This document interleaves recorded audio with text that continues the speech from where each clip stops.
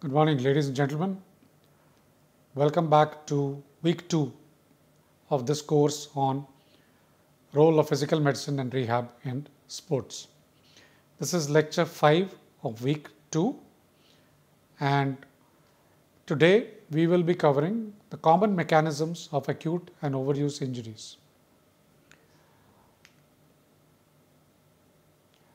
I will be covering this topic as per the following outline: introduction, classification of injuries, biomechanics of injury mechanisms, mechanisms of common acute injuries, mechanisms of common overuse injuries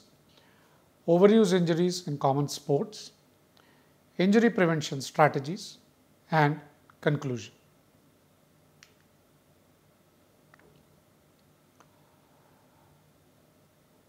We need to understand there are something called acute injuries and there are something called overuse injuries in sports. And it is important to understand the injury mechanisms so that we can prevent them, and if they have occurred, we can design a proper rehabilitation program for them. Acute injuries are sudden onset due to external forces. Overuse injuries are gradual onset due to repetitive stress and inadequate recovery. Acute injuries may be contact injuries. Rarely they may be non-contact injuries, but overuse injuries are mainly non-contact injuries.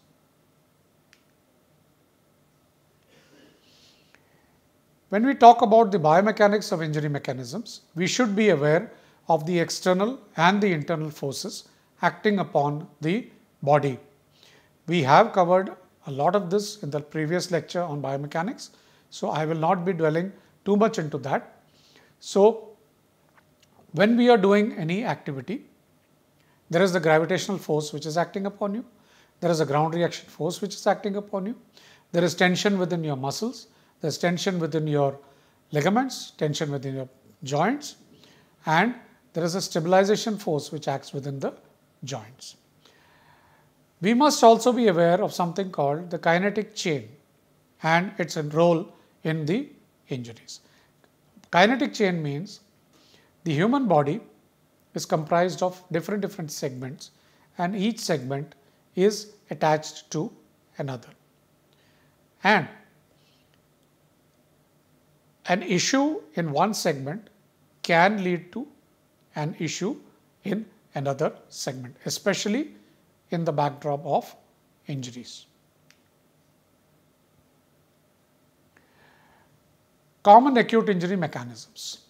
Acute injuries can be caused by direct trauma, causing impact injuries or fractures. Acute injuries can be caused by indirect trauma, ligament sprains and joint dislocations, and acute injuries can be caused by sudden deceleration or change in direction. Common overuse injury mechanisms. Overuse injuries are commonly caused by repetitive microtrauma leading to tissue breakdown. This may be because of improper biomechanics, this may be because of muscle imbalances, and this may be because of faulty training load being given to the athlete. Once you have a repetitive microtrauma due to any reason and there is insufficient recovery or there is overtraining, then the athlete will go into a repetitive stress injury or an overuse injury. We'll talk about some common ligament injuries and their mechanisms. Most common ligament injury is ACL injury, and it is usually because of a non-contact pivoting movement. The most common history is foot placed on the ground, individual pivoted trying to change his direction and heard a pop or felt a snap in the knee joint. Ankle sprains can be inversion, can be eversion. Shoulder instability. It may be because of repetitive overhead activities such as seen in racket sports and swimming. Mechanisms of muscle strains.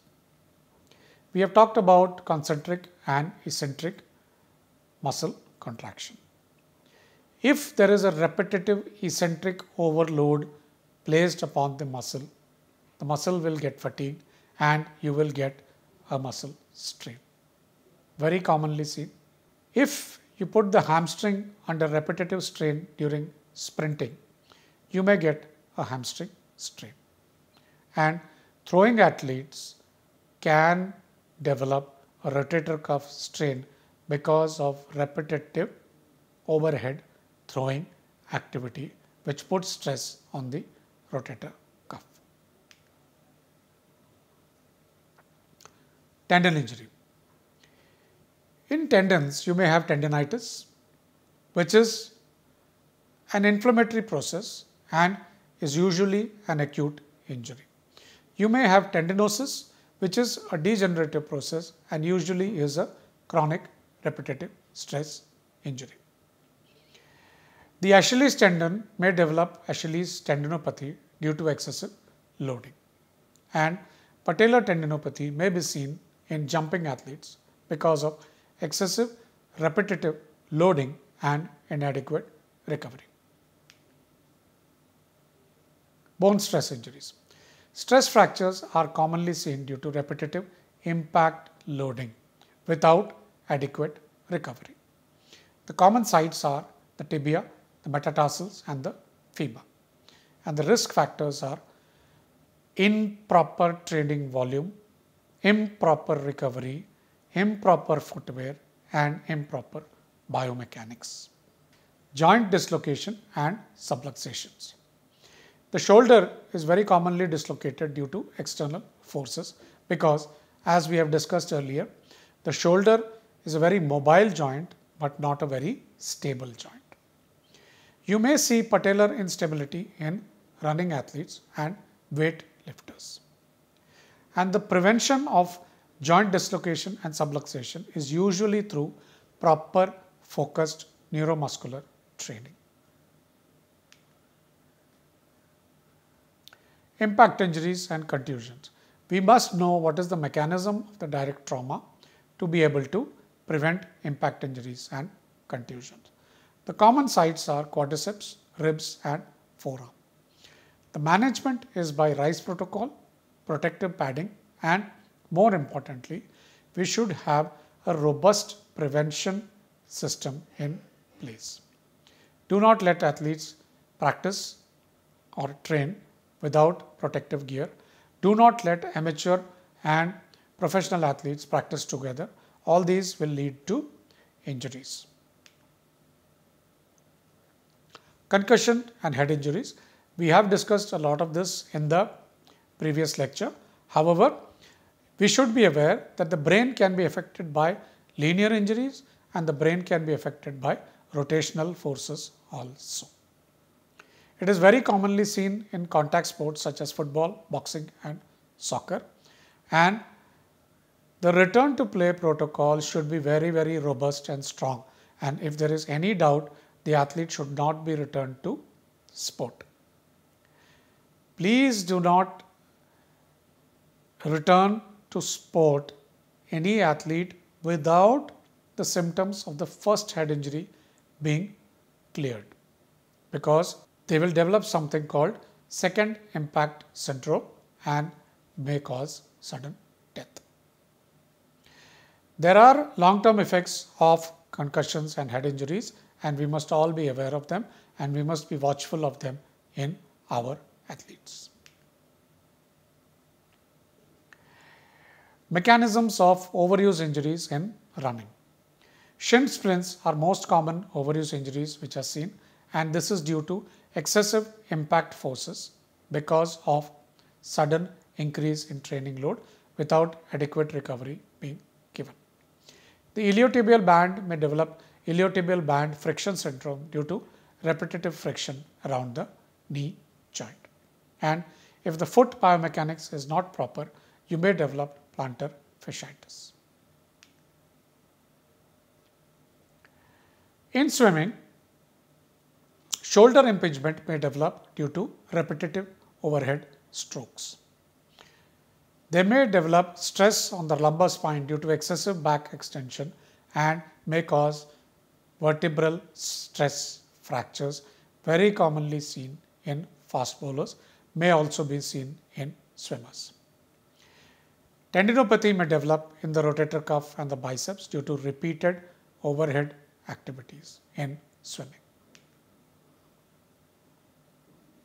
Mechanisms of overuse injuries in throwing sports. There is something called the ulnar collateral ligament, and it may develop an injury due to valgus overload in pitchers. The rotator cuff may degenerate in overhead athletes, and if there is scapular dyskinesis, it may lead to shoulder dysfunction. We have discussed that the movement patterns of the shoulder is very, very dependent upon the scapular movement, and if there is any dyskinesis here, it may lead to shoulder dysfunction and shoulder injuries. Mechanisms of overuse injuries in cycling. Another specialized sports, and these cyclists may develop patellofemoral pain syndrome from excessive knee flexion.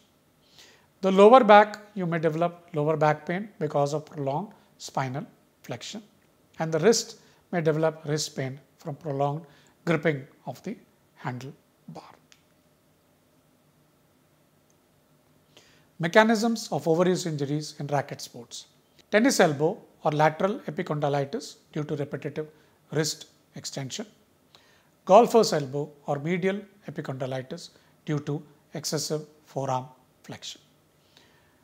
Shoulder overuse from repetitive serving motion. Basically, these are overuse injuries due to repetitive activities, and because racket sports have got specific loading patterns, you may get specific loading injuries. What is the role of fatigue in injury mechanisms? Neuromuscular fatigue will affect coordination and stability. Fatigue will increase the risk of ACL injuries in both male and females. You must have recovery strategies in place to minimize fatigue-related injuries. There are some biomechanical risk factors for injuries. If you do not move in a proper fashion, if there is improper movement pattern, it will lead to injury. If the runners are not having a proper foot strike pattern, it will lead to injuries. And strength, mobility, balance, gait and obstacle training is very, very important. Otherwise, you will lead to injuries in runners. Training load and injury risk. If you have a sudden increase in training volume or a sudden increase in training intensity, injury risk becomes exponentially higher. We are supposed to monitor the workload to prevent overuse injuries in our athletes. And please understand that the training program has to be properly periodized to prevent injuries. Equipment and surface. Footwear is a very important consideration for injury prevention. The footwear has to be designed according to the game, according to the surface, according to the age of the athlete, according to the sex of the athlete, and according to the foot biomechanics. Different playing surfaces have different impacts on joint stress, especially in games like hockey and football. Grass will affect the lower limbs in a different manner. AstroTurf will affect the lower limbs in a different manner. We must ensure that our athletes have proper protective gear and they are well-fitting protective gear, and more importantly, they use it every time they enter the training or competition field. Injury prevention strategies. Number 1 is neuromuscular training programs. Number 2 is strengthening program. Number 3, mobility exercises. We must ensure that our athletes have a sports specific biomechanical corrective program, and they must have been assessed, they must have been prescribed the corrections, and they must be doing the corrections properly. Different rehabilitation approaches based upon the injury mechanisms. In the acute phase, you have RICE, pain control, and range of motion exercises. Once you cross the acute stage, you have functional rehabilitation and return to play strategies. And make sure you are addressing the underlying biomechanical faults during rehabilitation. Otherwise, the injury will reoccur. Future trends in injury prevention and biomechanics. Artificial intelligence and wearable technology for injury monitoring. Personalized rehabilitation programs.